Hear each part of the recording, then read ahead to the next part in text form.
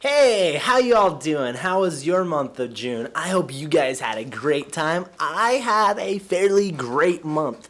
So we're going to recap that. So first things first, I started off the month with a really great concert that I went to with Lindsey Sterling being the headliner. Oh my goodness, if you have the chance to go see Lindsey Sterling in concert, go see her. If you don't know who Lindsey Sterling is, she's a violinist who can also do choreography and dance while playing the violin. She's phenomenal. I had my first ever experience camping, actual camping. Like I actually went out in a tent and camped in the forest with some buddies of mine, and that was cool. I enjoyed that. Much different than the 5-star hotels that Dad always took us and called camping. But the other day, I was thinking about a lot of my friends and how they're behaving at this age and time and era, and 20s, 30s, and like yeah, doing this, doing that. And I started thinking, oh yeah, when I'm like 25, 30, I'll change that or something like this. I'll be more like that. I'm like, I stopped and I paused and I thought, why am I waiting? And what makes me think that I'm going to automatically change once I get to a certain age? That's something that I need to start working on now if I want to be somebody different later. If I want to change who I am, it's got to start now. You're going to hear me say it a lot, all the time. Family is a big, important thing to me. Family has always been big and important to me. And eventually, I want to be a good father and example for my children.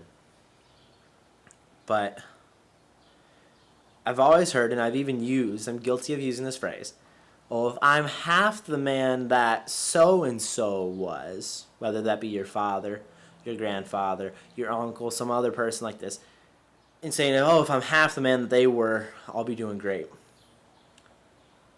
And God kind of convicted me about this, and the question that I asked myself was, am I fine with being half the man that they are? If my father and my grandfather have left good, godly Christian heritages for their next generation,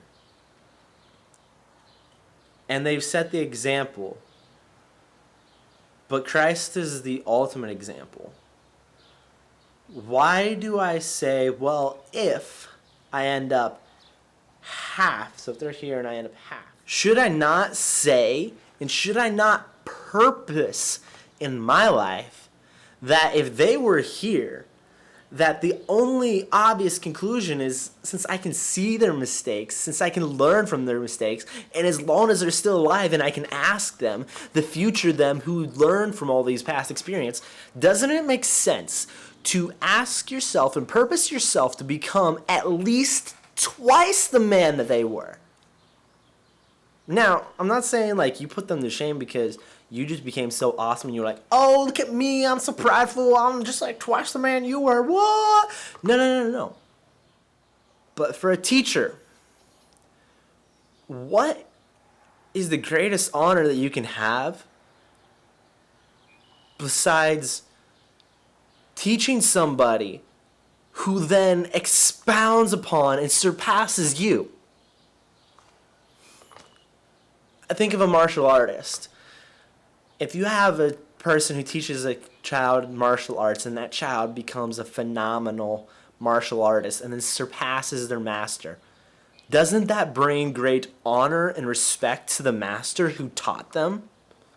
So wouldn't it make sense that if your father and grandfather were great examples, that you should outdo them as a man? Not because you can, but because you can learn from who they are, learn from their mistakes, and you have a great resource to act upon and expound upon. So wouldn't that just bring them more honor and respect by you being far better of a person because you have this history that you can pull from. So my challenge for my own life is that I'm not stopping shy of I wish I was half the man that my father or my grandpa was. If I end up only half the man, I've done a pretty good job. My goal is I'm going to push to be a better man than both of them because I have that great example, and there's no reason why I shouldn't live up to those expectations and surpass them. No reason. No reason whatsoever. And then ultimately we have Christ as our example, in which I'll never be able to surpass Christ, but the goal is not to surpass Christ to where you're more glorified than Christ, but the goal is to reach out with everything you have to be more like Christ. Now I know that some of you out there didn't have great fathers, or had no father. Had no great example at all. To those of you who fall in that category, pursue after Christ with all your heart.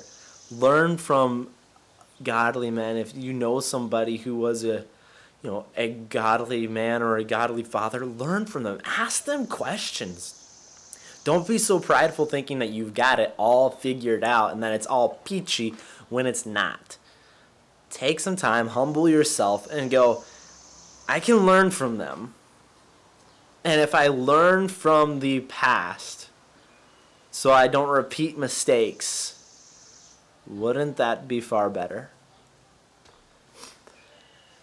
History is very,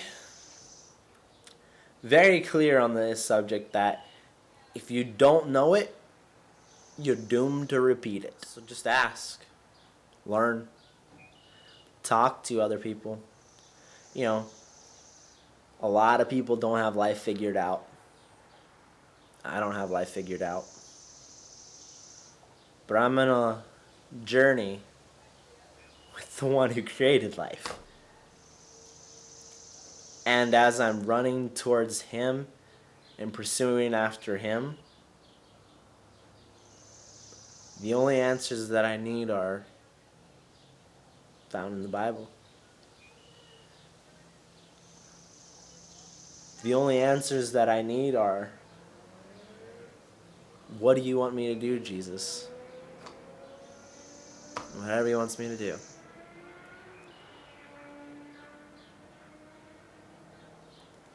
The only one I really need is Jesus.